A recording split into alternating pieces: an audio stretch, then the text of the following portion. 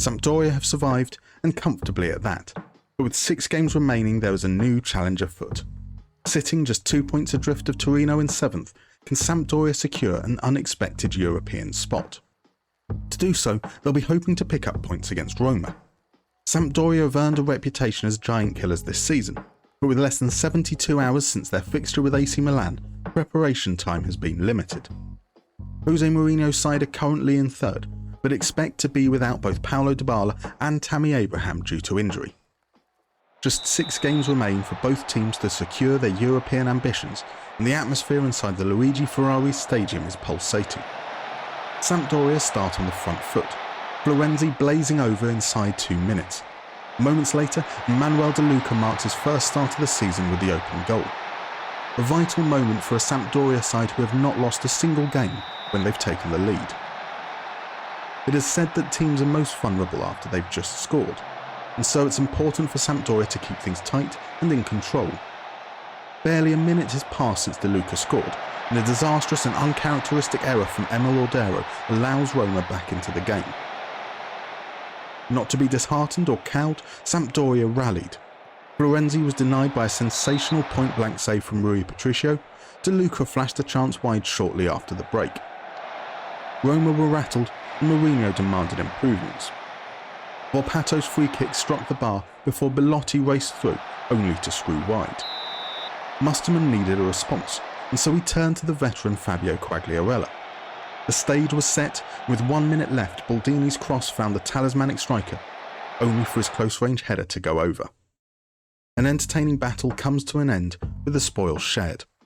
A defeat for Torino at home to Napoli reduces the gap to just 1 point.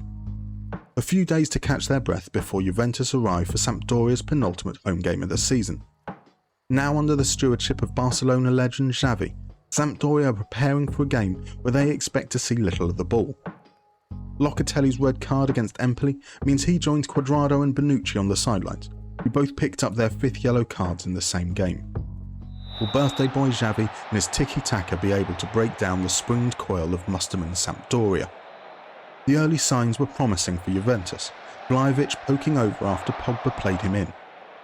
Sampdoria welcomed Philip Chietz straight back into the starting lineup, but the German striker was unable to get enough contact to beat Szczesny. It was their only chance of note in the first half, as Juventus continued to apply pressure. McKennie's header slammed off the post, Ordero denied Pogba's rebound. Half-time provided respite and Sampdoria emerged fighting, Sabiri nipping in ahead of Moretti, and his whipped cross found Tietz perfectly in stride. First blood to Sampdoria. Cognizant of last week's disappointment, Sabiri looked for a quick second. Then, with injury time looming, Juventus poured forward. Fagioli worked space in the box only for Ferrari to make the vital block. No time left for the Turin Giants. Sampdoria cling on. Beleaguered Monza next. Whilst their fate has not been sealed mathematically, it is only a matter of time before they are relegated to Serie B. Luigi Di Biagio replaced Rafael Palladino in January and has overseen a decline in points per game since. It was perhaps then no surprise that they offered little contest. Tietz swept home Sabiri's cross inside 10 minutes, before then playing in Mihaila for the second on the 30-minute mark. The 90th minute Radonjic goal sealed a comeback win for Torino, and so the gap remained. The final home game would be against a resurgent Empoli side who have won their last 3 games, including a 1-0 win over Juventus, as they aim to make a remarkable last-minute bid for survival. A pulled thigh has ruled Jason Murillo out, but there is good news for Sampdoria as a 94th minute Spezia winner has inflicted defeat upon rivals Torino. That means just 1 point would be enough to push Sampdoria into 7th place, and for much of the game it looked the likeliest outcome. As the match ticked into injury time, Quagliarella timed his run to perfection and broke the deadlock. Baldini made it 2-0 moments later with his first goal of the season. European football was firmly in Sampdoria's grasp. There is still plenty of football to go, and whilst Torino will need to pick up a win against AC Milan or Roma to have any chance of regaining 7th spot, there is no room for complacency. If Sampdoria are to hold on though, they will need to do it without Aldo Florenzi. The 21-year-old winger joining Murillo on the physio table with a pulled thigh. An early kick-off against Salernitana saw an early goal. Philipp Tietz heading home after some pinball in the penalty area. Just before half-time, Mazzocchi left Conti for dead, squared for Bottom to tap home, and the score was level. And so, it remained. On the 450-mile journey back to Genoa, news made its way to the team of Torino's 1-0 win over AC Milan. Sampdoria remained 7th, ahead only on goal difference. The task was simple: match Torino's result in the final game, and the Luigi Ferrari Stadium will be hosting European football next season. 38 games comes down to this: win and Sampdoria are in, barring an improbable 8-goal swing in Torino's favour. An early foul by Villa and a yellow card set the tone. Loriente saw his free kick blocked before Lopez fired over. The first goal, however, came in Rome.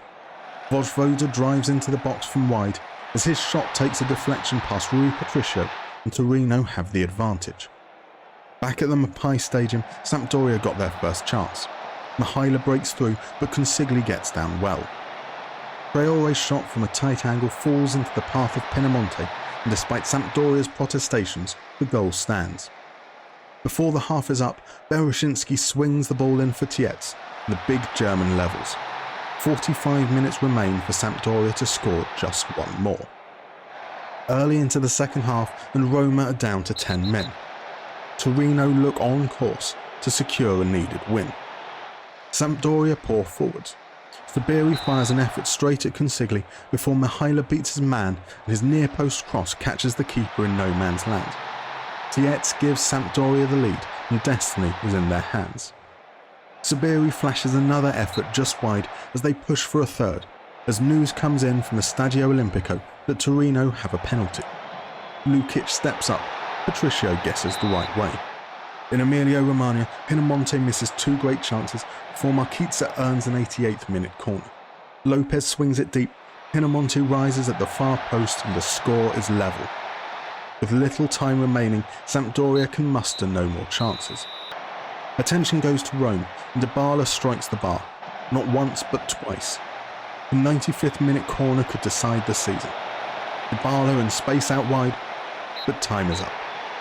A devastating end to an otherwise sensational season.